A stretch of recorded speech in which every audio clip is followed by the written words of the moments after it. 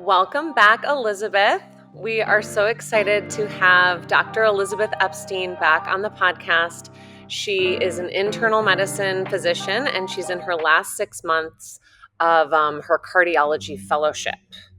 And that's kind of what we wanted to talk about today was like heart health and cardiology, and specifically the fellowship you're doing is called Integrative Cardiology, yes? Can you Yes, just talk a little bit about like what exactly that means and why you were interested in doing this fellowship? yes, absolutely. So I think there's a lot of questions about that term, like integrative medicine, complementary medicine, alternative medicine. And I've always been interested in integrative approaches. I majored in integrative biology. My favorite class was medical ethnobotany, or we studied plants as medicine. So when I came into medical school, I found integrative medicine, which is really it's a unique approach to medicine. It's a healing oriented approach incorporating all lifestyle therapies and complementary evidence based therapies and supplements to help partner with a patient to achieve health. And it's really a healing oriented approach with a lot of focus on the therapeutic relationship between the doctor and the patient. And it's informed by evidence, importantly. So it's really focused on the research. You know, if we're talking about supplements, if we're talking about acupuncture, we're really focused on what are the studies that have been done to show benefit to that. And we want to follow up with the patient and make sure that those things actually work. So that's what integrative medicine is. And I think it works really well with cardiology because I discovered that cardiovascular disease, coronary artery disease, which is the number one cause of death in the world, in the United States, and not in San Diego County because we're a healthy bunch here. But it's really a dangerous disease, and I discovered that it's reversible, and a lot of it involves empowering the patient to prevent and reverse their own disease, which I thought was so exciting and incredible. And I think integrative approach is the perfect way to do that. It just allows us to have a big toolbox to help the patient with whatever they need. So sometimes that's medication, sometimes that's supplements. Always it's lifestyle approaches, so diet, exercise, glucose, blood pressure, those types of things. But it allows me to have this really big toolbox to help the patient. Often we use a blend of all of those things. It's amazing. So once you complete your fellowship, how is your practice going to change? So I'm going to be one of the integrative cardiologists at Scripps in La Jolla. And my practice, I'll see all types of heart patients, all stages of the disease, all the regular cardiology patients. But my real passion is in prevention and reversal of disease for all ages. So even a young person can come in, have what I call a 360 risk assessment to understand what their unique risk of heart disease is throughout their lifetime. And then we can use precision medicine to find what is the best approach to prevent disease for them. And if someone's more advanced, someone actually had a heart attack, all is not set in stone. You know, I'll say like the good news is we can make a change and reverse this. And my hope is that you'll live to 100 and never have an issue with this again. Even if someone has bad genetics or something, genes are not destiny. We can really make a difference. And so I just want to help people. My focus will be helping people across the spectrum of cardiovascular disease, you know, from upstream before the development of disease, hopefully to prevent suffering, prevent unnecessary death down the line, or in people who've already had a problem to prevent that from happening again. So I'll be kind of using all those approaches I've gained from both traditional cardiology practice, where sometimes we need medications, to integrative. So talking in depth about someone's lifestyle and mental health, and maybe adding on some supplements if we need additional therapies, and helping that person achieve health in the long term. And are you seeing that, like those positive changes in a lot of your clients when they do apply all these things that you're talking about?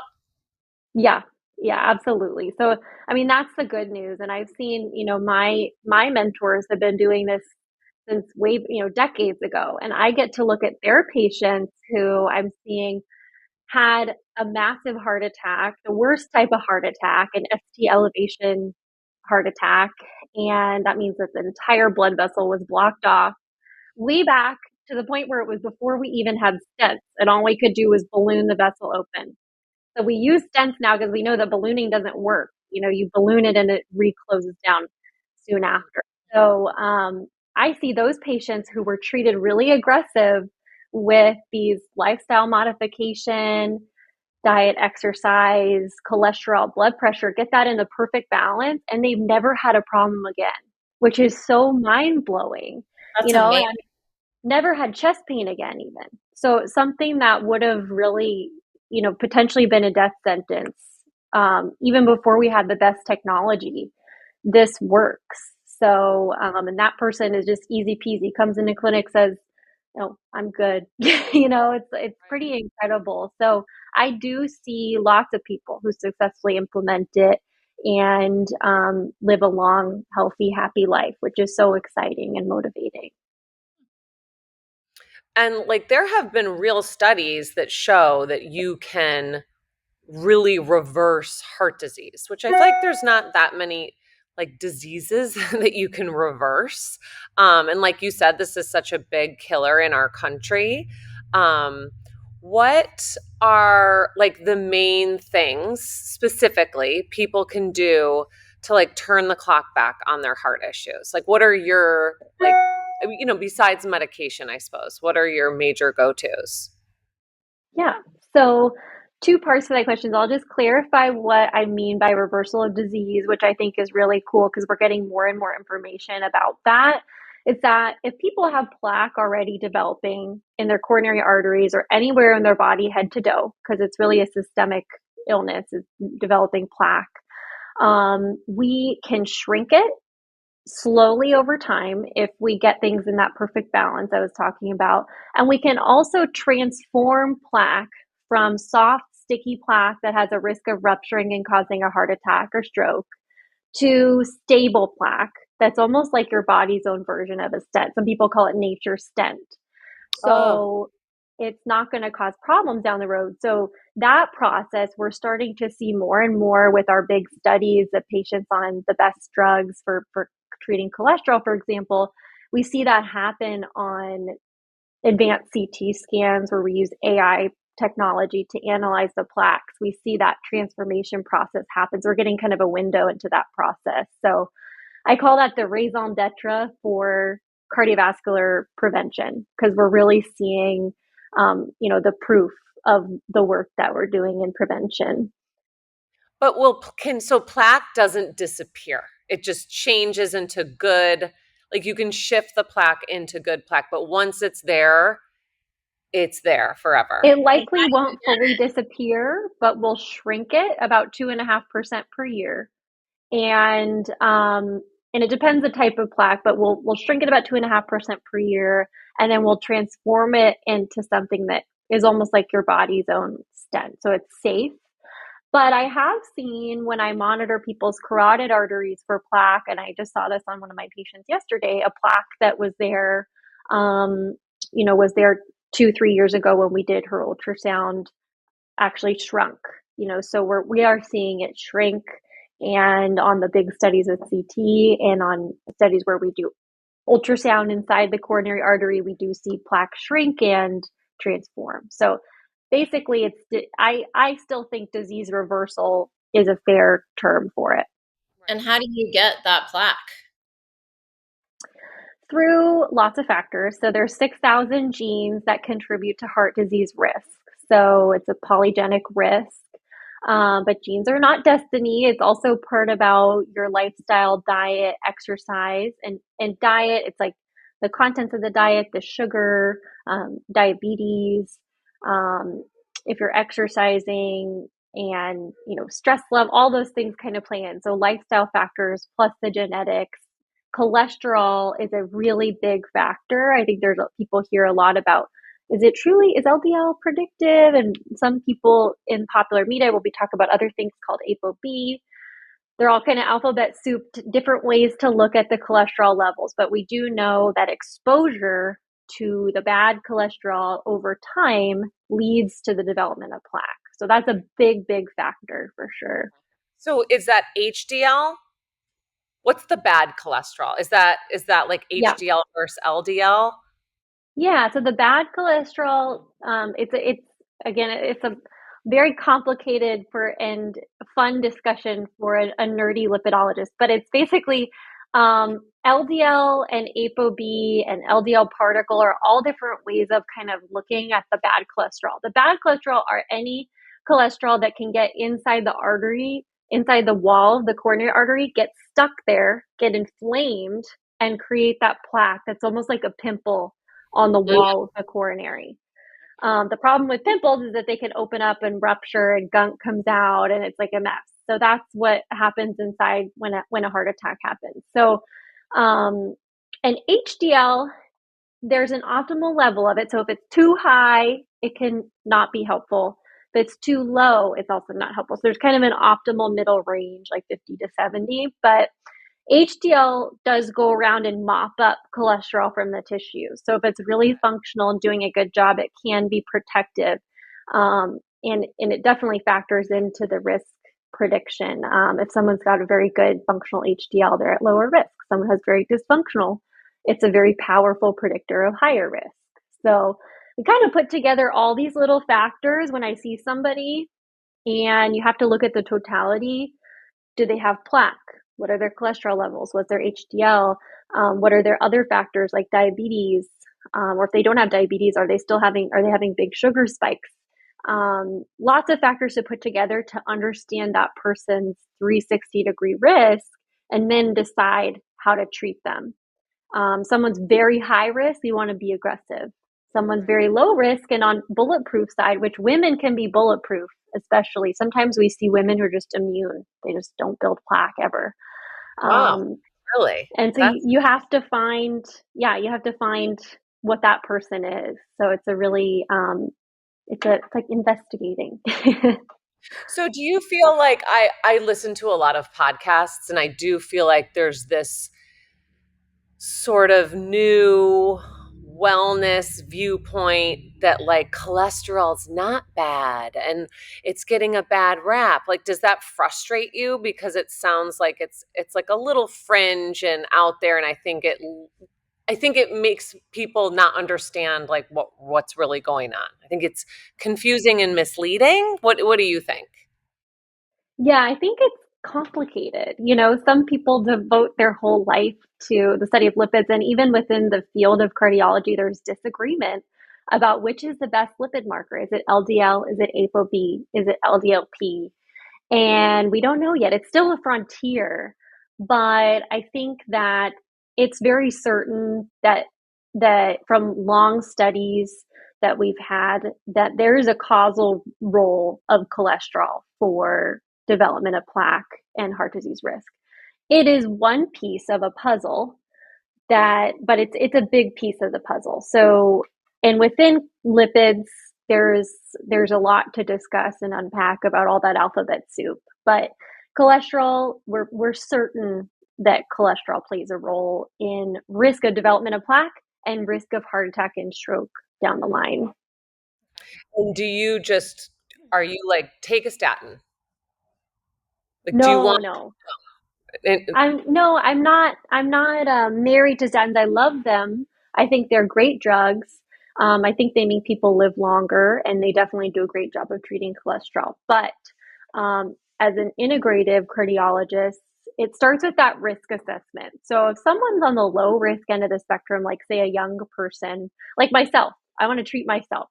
If I calculate my 10-year risk, it's going to be low because I'm young and my cholesterol is not that bad. But if I'm thinking 30, 40 years down the line, well, I may want to inch my cholesterol down a little bit in a really safe, inexpensive, sustainable way.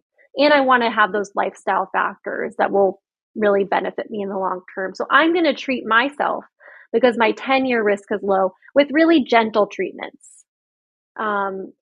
But if someone just had a heart attack and they come see me, they're very high risk. especially in that immediate period after the heart attack.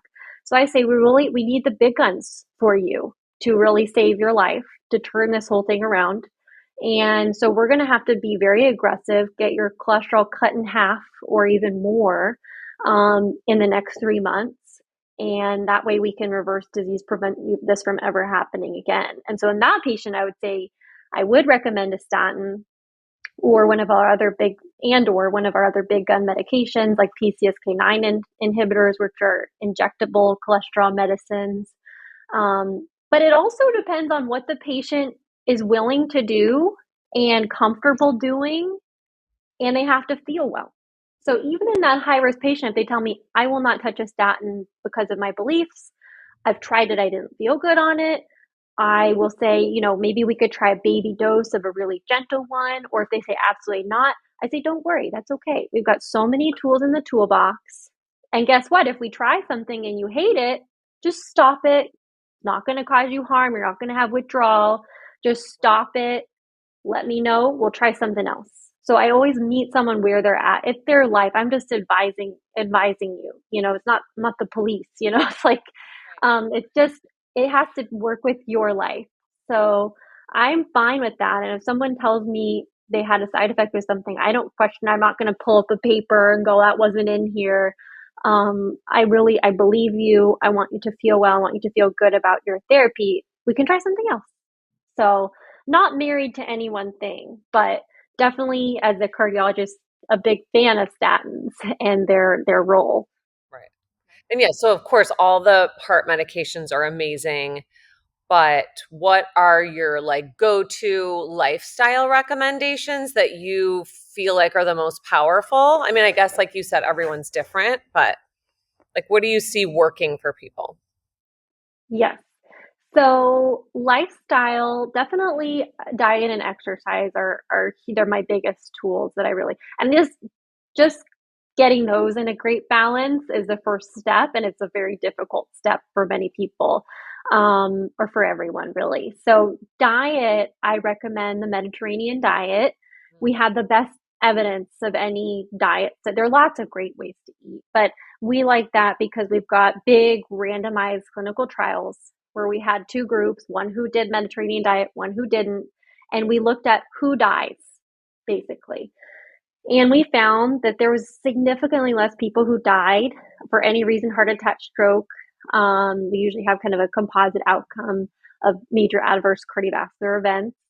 Less people died, about 35% less people died in the Mediterranean diet group. And we did that in both patients who don't have any coronary disease, and then another study in patients who already had coronary disease. And it still did a good job. So that's the best type of research study we have, is a randomized clinical trial. We've got really good data for Mediterranean diet. So when I talk about that with patients, I tell them, I like to think about it as like, when I eat, how can I eat something that's a medicine for the heart? And so try to incorporate a cup of dark fruit a day, 7 to 9 servings. Yes, dark fruit, we've got the really good ingredients in that dark skin of the fruit, and reduces heart attack. Like blackberries or plums, Yep, things like that? exactly. Just the dark skin fruit. Yeah, exactly. And what exactly is the Mediterranean diet? I've heard of it. I just don't It's the know. most delicious diet, I think. Yeah. Yeah, and it's that traditional diet of people from Italy, Spain, where they're eating vegetables and legumes. They're eating a couple servings of fish a week at least, 4 tablespoons of olive oil per day. They're drizzling that on all their meals. Mm-hmm. They're having, berries. They're having nuts, couple handfuls of nuts a day. You can have lean meats like chicken and turkey. Those are neutral for the heart. A little bit of dairy would be okay, especially fermented dairy, whole Not so much grains. red meat. No, want to avoid red meat. The thing with the red meat is there's saturated fat in the red meat, and also carnitine, which is it's found to be damaging to the coronary arteries and also the heart muscle. So even a nice lean cut of red meat has carnitine in it that's not good for the heart. So of course you have to enjoy your life. Can you never ever have it? No. I think that we're prolonging life so you can enjoy it and have a good time with your family and friends and stuff. So, I think it's about the overall pattern, not about absolutes. But red meat's important. Salty snacks, starchy food. Those are kind of some top things to avoid that do increase risk of heart attack and stroke. Okay. And then what about like how do you feel yoga and FlowLIFT, like a workout like FlowLIFT, could prevent or reverse heart disease? Absolutely. I think it's one of the pillars. I would say four pillars that I try to get in perfect balance: cholesterol, blood pressure, diet, and exercise. So, we know that walking and not being sedentary and getting, moderate high intensity exercise in prevents heart attack, stroke, prevents you from dying for any reason. When we look at all cause mortality, people who walk more, people who get that moderate intensity, high intensity exercise in have less of a risk. So it's really powerful. I think the power of diet and exercise combined, there's no medicine that powerful. Right. No. And you're not just talking preventing heart disease, but you're talking preventing Alzheimer's and preventing diabetes and preventing cancer. So it all kind of goes together. So it's extremely, I think exercise may be the most powerful. So definitely FlowLIFT, I think is a fantastic workout because you get cardio, you get your resistance training. Sorry about that. No, having a dog is good for prevention too. Hey. Cool. How But it is. you get cardio, you get your light resistance training, you get stretching, and it's all rolled into one. And it's also low impact and good on the joints in the back. So I think it's a fantastic, good for mobility too. So I'm a big fan of that workout, and you do it 3 times a week and you're done. You've already met your goal. So I think it's fantastic. And I think yoga as well is excellent for getting that resistance training, depending on, so I've been in some of your guys' classes, you definitely get the cardio as well, low impact cardio, and you get the mindfulness aspect of it that is extremely powerful. It's anti-inflammatory, promotes mental health, and there is a huge mind-heart connection as well. Interesting. Like just how a calmer mind has a direct effect on, I guess it lowers the heart rate, right? Yeah. Yeah, So exactly. There's an effect on the parasympathetic and sympathetic nervous system that directly impact your heart rate, your blood pressure, the way that the heart is contracting, how hard it's contracting. And I'll give you a really cool example that gives you direct evidence of the mind heart connection. And it's a disease called Takotsubo cardiomyopathy or stress cardiomyopathy or broken heart syndrome. mm, So it's where someone has a really dramatic life event. Usually it's a bad thing. They hear something, terrible tragedy happened to someone in their family. And they come in looking like the sickest heart attack patient. It looks just like a terrible heart attack. And then you go check on their coronary arteries and they're clean. There's nothing going on. But even when we do the echo of the heart's not moving normally. The heart muscle is severely impacted. People can be really sick from it. And it's about that huge stress reaction that happens and the effect on the heart.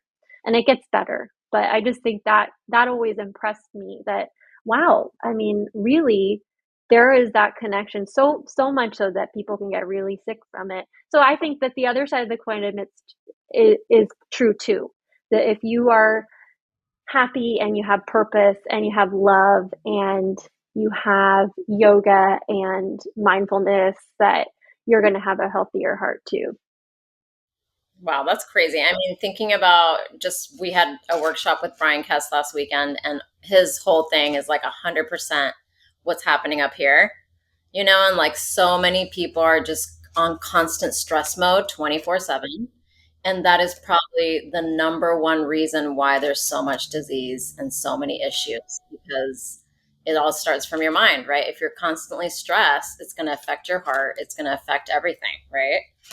So, Yeah, absolutely. And I think inflammation is probably a mediator of that. When you're stressed, your body becomes more inflamed because there are hormones at play that are involved in inflammation. And inflammation is a direct part of the pathophysiology of development of plaque in the walls of the coronary artery. It's involved in your glucose metabolism. And so it's huge. Yeah, so it's like the physiological mechanism of yoga really is through the like autonomic nervous system. I always feel like that's the proof. Like you get out of your sympathetic nervous system and into your parasympathetic nervous system where like your physiological systems are functioning better, and including your cardiovascular system. So it's like just conscious movement, conscious breathing. Like stretching's great, the joint mobility is great, but it is that like mind aspect that it's healing. yeah. And you can Like, feel it, right? Like yeah. sometimes you go into yoga and you're like in a horrible mood and you're upset and you're angry. And right after the class, you feel like a completely different person, right? So, like, I mean, that's one of the reasons why, one of the main reasons why I try not to move away from yoga too far, because that's when I start feeling crazy and I start feeling stressed all the time. And I mean, we know it's just not good for you on every level, right? Or for your relationships. So I don't know. Yeah, it really has a profound effect on, how you feel. And if anyone had a question um, about the impact on the parasympathetic, sympathetic nervous system and the heart rate and blood pressure and body temperature, I think a great thing to do to prove it to yourself is something called biofeedback, Hmm. where they hook you up and they have you breathe a certain way. And you can see how your heart rate variability changes. You basically harmonize your heart rate so beautifully. You change your body temperature. You could see your blood pressure change. It's actually a crazy experience. And I think it's like it shows you what you're actually doing, the power of breath, and which is a lot of what you're doing in yoga. So, and I think there'd probably be even more effects with the aligning breath with movement that you do in yoga too. But um, it's it's incredible.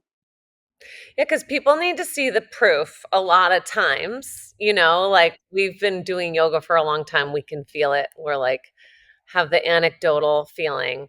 And so when you recommend these lifestyle changes to people as part of their, reversal or prevention, do you find that patients are very like compliant? Like how is patient compliance with the lifestyle recommendations in your experience so far? Yeah, I think I'm lucky because I have a lot of patients who know, it's integrative cardiology. They know from the get-go that that's going to be something I talk about every single time. So they know that that's going to be a part of their treatment plan. So I do see a lot of success, but I also see a lot of struggle with it because it's hard. It's one of the hardest things uh, to ask a patient to do because everyone's busy and there's always something else. It's hard to make that time for yourself.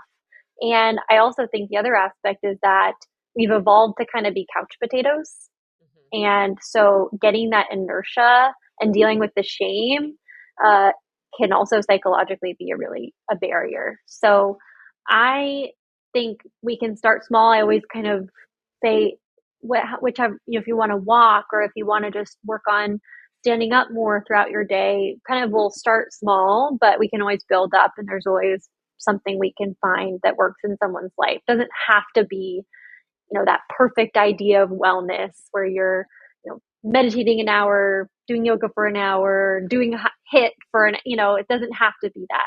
Just whatever can work in your life. I'm sure we can find something. Do you ever get people that are like, I'm not doing that. I'm not doing any of that lifestyle stuff. I just want drugs. Yes, I have. It's very rare in integrative cardiology because I think a lot of people know that, I would probably say, well, it's part of my passion that I'm going to be talking about that with you too. So if you're not ready, that's okay. We can, meet you where you're at and let's try to find one small thing. And if not, then I'm going to keep talking about it. So if I just want you to know that that's one of my passions is to work on that with you. We can keep addressing it. We'll find something that works in your life. I wouldn't take no for an answer forever, basically. But I've pretty much never had it where we couldn't find something that we could start with. Okay. And what would you tell people in their 20s is the most, what are the most important habits they can do or work on to have like a long, healthy life? I think incorporating those diet aspects we talked about, the Mediterranean diet, exercise, getting that 10,000 steps a day or 30 minutes moderate intensity daily or 45 minutes high intensity 3 times a week, like FlowLIFT. And those are huge. I think within diet, there's some interesting aspects to kind of key into, which is glucose. I'm getting more and more excited about recommending wearing CGM to people who are who are young and very lifestyle oriented. What's CGM? Continuous glucose monitor. Yep. Continuous. Sorry, I'm just hearing a beeping. Continuous glucose monitor. So, one of them over the counter has just come available called Stello. You can order it online. You get 2 sensors, and I just think it's a really informative process. Especially, a lot of us really like data. People are used to wearing Apple Watches, getting data from their workouts and their sleep. So it's another bit of data that shows you how your diet impacts your glucose levels, even in non-diabetics. We don't want your fasting glucose too high, and we don't want you spiking too high above 150 after meals. So it's pretty fascinating to see which meals unexpectedly will cause you to spike and which don't.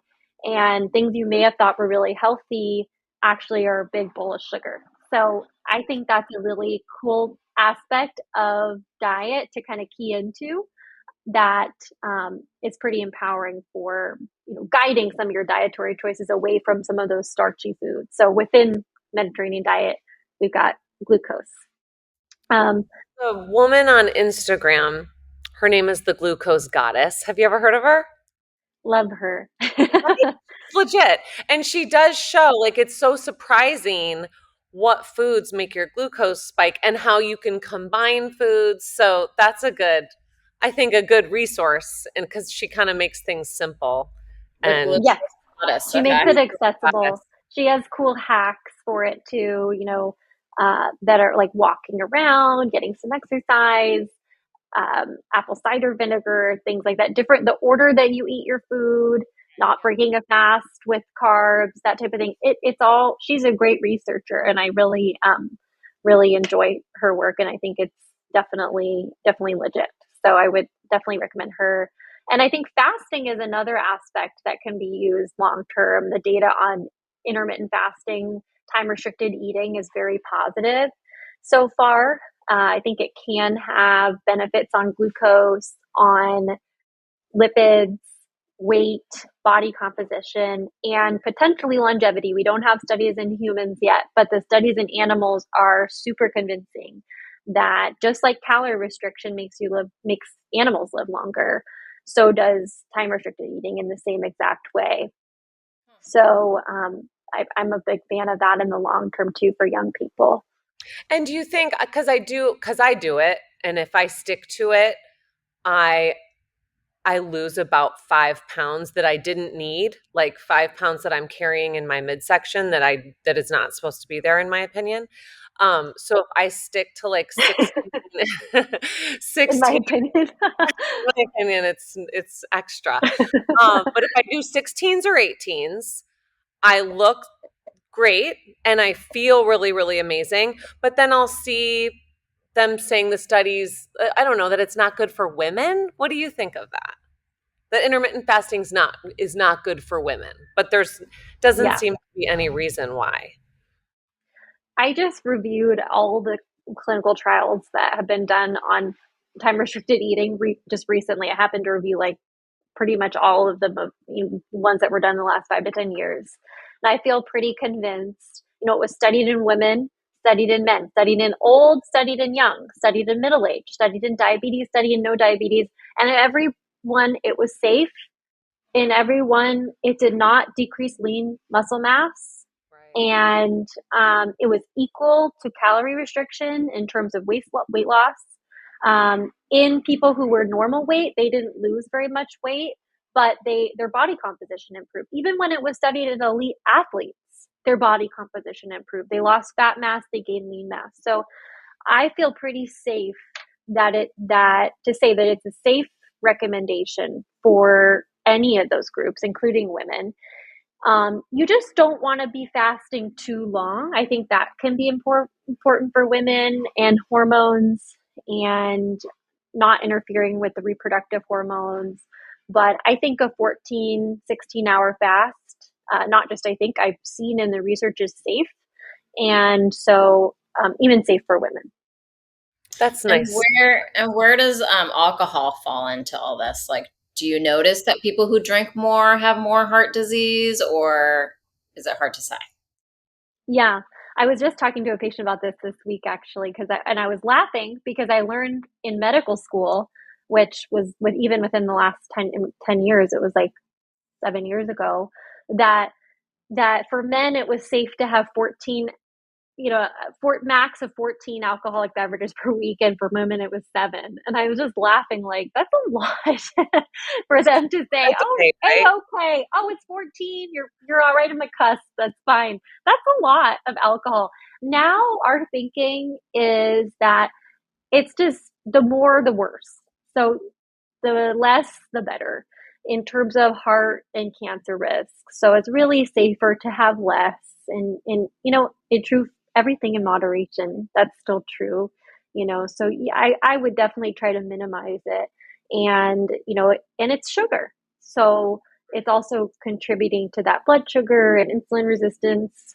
The thinking now, red wine is part of the Mediterranean diet. So if someone does have a glass of red wine a night, that was within the study that was done, that's fine. But I don't feel so strongly about it that if someone doesn't, I'd say, make sure you get your glass of red wine in. I would just say, don't. Not required. No. Okay. And when you, because at the Integrative Cardiology Center, right, in Scripps, you guys offer some, or you did, do you still offer some like alternative healing methods like healing touch, acupuncture, yoga? What are some of the services that are provided there? Yes, awesome. I'm so happy you know about it. We do offer healing touch. We have an incredible healing touch practitioner available for our patients, and I definitely refer to her.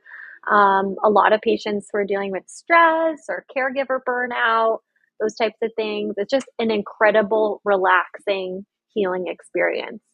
So I recommend that to people. Is it It's Reiki or what is it? it's similar to Reiki. It's an energy medicine therapy involving no touch or light touch. So it's fantastic. I've done it myself, and she's incredible. She's a nurse. It was actually developed by nurses, this type of energy medicine healing touch. So it's wonderful. So we do that. We do acupuncture. We do biofeedback. We do mindfulness-based stress reduction. We do a comprehensive cardiac rehab program for all of our heart patients, including patients with POTS, which affects young women oftentimes. And we have an incredible gym there and swimming program. And it's really, really lucky to work somewhere where we have all that. All that was complementary therapies that we really believe in and rely on as part of integrative cardiology. And if someone wants to go there, do they just call, or do they get like some sort of, Zoom, meeting first, or how does that work? Yeah, so it's like a normal medical clinic. We also have, I should mention too, not just cardiologists, but women's health specialists, integrative women's health. She's an expert in perimenopause and hormones, and we've got integrative pain management. So not just cardiology as well in terms of the medical services too. So it's if someone has a PPO, they could call and just make an appointment there or get a referral over and just like a normal doctor's visit. Though I will say too, it doesn't feel like a normal doctor's office. It feels doesn't feel white and stark and cold. It's more of like a warm environment, which is really nice. Do you get like, I always feel like the classic is like, I only get to see my doctor for 10 minutes. And I mean, I know you guys are busy and it's insurance and it's all these factors. How long is a typical visit? That's such a great question because you just cannot do this type of assessment in 20 minutes. So the new patients get 60 minutes Oh, wow. and as a first consult. So that's where we'll go through that person's entire lifestyle and history and get to know each other and really make a thorough 360 assessment and recommendations. And then subsequent visits are 30 minutes. Wow, that's pretty amazing. That's like revolutionary because it's Yeah. covered by insurance, right? Yeah. Yeah, Yeah. I mean, Yeah. It's just like a that's normal just visit. Yeah. that's pretty amazing. Yeah, that's amazing. I love that too. You really need time. I mean, it's such a complicated problem in the medical world because I hear from my family, it's like I waited in the waiting room all this time and I can't get in to see my doctor for months and it's terrible.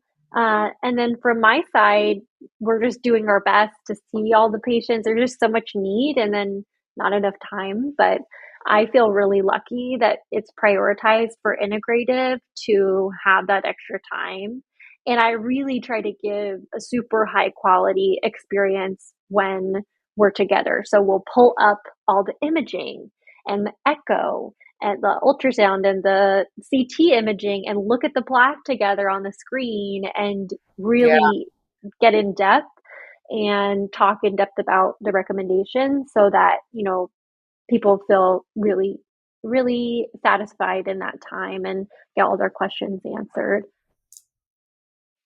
Ken, we're back. We had a little technical difficulty, but we were talking about just the idea of it's so wonderful that you guys are giving this time to people because people don't feel cared for, I think, in our current medical system. And that's part of it. They don't get the time with their practitioner and they're seeking out alternative treatments that are not evidence based.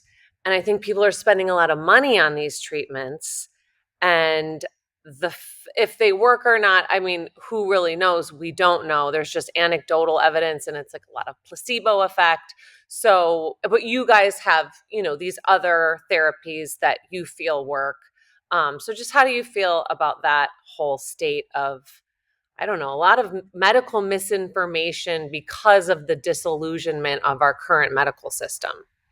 Yeah, I think that's such a great question. I think a couple things go into it. And one is that people want to be empowered. So it's really scary, especially if you're younger and you want to focus on your health. Like you're not going there trying to get on a medication or get told you need a procedure. And so you're looking for things. What can I do with my lifestyle? What can I do to take back the power? What supplements can I add to my diet? And so people want to be empowered. And that's where I think integrative medicine is really great for that. And I also think people just want to be accepted and have their experience accepted, have someone meet them where they're at and be okay with, this one didn't work for me. Let's try something else and not feel shamed. So I get a lot of people, I always say I love being an integrative cardiology clinic because it's like a river flowing. It's like we never disagree because I'm just there to support the patient. So if you tell me you have a side effect that I've never heard of in my life about from a medicine, I just go, okay, we'll use something different. That's totally fine. I hear this kind of stuff all the time. Everyone has to have a side effect for the first time. I may not have heard about it. So, and oftentimes people will cry and just say, thank you so much for not making me feel like a crazy person or a canary in the coal mine. Like, I can't believe you're listening. And so just part of that is time, but part of that is at the core of integrative medicine is this focus on the doctor-patient relationship and just meeting someone where they're at and supporting them to promote maintenance of wellness. And keeping So it low stress, right? Because I think going to the doctor, especially a sterile doctor place where they're only going to talk to you for 2 seconds and treat you like a number, that's stressful on its own, right? So like going in to be told that you're crazy or you don't know what you're talking about or you're not experiencing what you're experiencing is super stressful, and that's not good. So Yeah, exactly. I always thought, and that was part of why I found integrative medicine was because I thought people are going away from the doctor feeling worse than when they came. Like it's a negative experience. And yeah, I wanted to make it a positive experience. Make it these are some really achievable changes we've talked about. Things are reversible. We can make a change. This is empowering. It's good. And I try to make it so someone can feel better when they leave, which is like, wow, that's, revolutionary, but that you feel better when you leave the doctor. But that's what I really try to do. Yeah, it makes you excited about being healthy. Like it's not a drag. It's a like we're Yes. all doing this together. Yes. And just to know that you are more powerful than any medicine or any procedure is really exciting information. Yeah, it's free. It's free to be healthy. Maybe. Well, that's pretty amazing that we have that here in La Jolla. And it's a great model that hopefully other places will be using and replicating. So it's not just in San Diego. Do you know of any other areas that have like programs like this? Yeah, I think there definitely are programs throughout the country. We're the largest brick and mortar integrative clinic, certainly on the West Coast and maybe in the country. We're the only integrative cardiology fellowship that exists, which is why I came here. But University of Arizona has a big integrative program. Andrew Weil is one of the biggest Oh, integrative yeah. medicine doctors, is over there, University of Arizona. We've got Mimi Guarnieri here, one of the pioneers in integrative cardiology as well. She's also in La Jolla. UC Irvine has an integrative program. So they're popping up throughout the country. I think more people are getting interested, and it's becoming more accepted within mainstream Western medicine as we start to kind of gain more and more evidence in favor of using this approach. And ideally in the future, I think all integrative doctors say this, is ideally this will just become how medicine is that everywhere would be and not nice. integrative. That would be Well, nice. thanks for being a trailblazer. Yeah. And we're lucky to have you sit down and talk to us about all this. I think it was really, really helpful for everybody. Everybody needs to hear this. Hmm. So Thank thank you, you. Thank Doc. you so much for Thank having me. And thank you. you for what you guys do. Because I think you are healthcare providers too, helping people to incorporate this into their day to day life, make it sustainable, make it fun and enjoyable. And I think it's not to be underestimated, the importance of that. Oh, thank you. Thanks, Elizabeth. Yes, it was nice talking with you. And I'm sure we'll have you again for a part 3 to be continued. Would love it. Thank you. Well, that was amazing.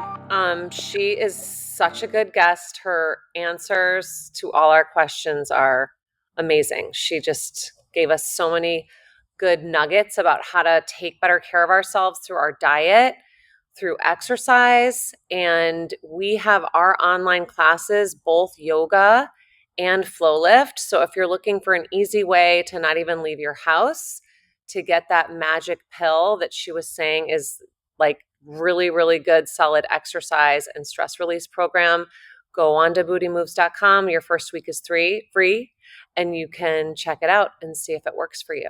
We highly recommend it. And it's what we do. Yes. And thank you so much for listening to us. We will be back soon with our next podcast. Thank you.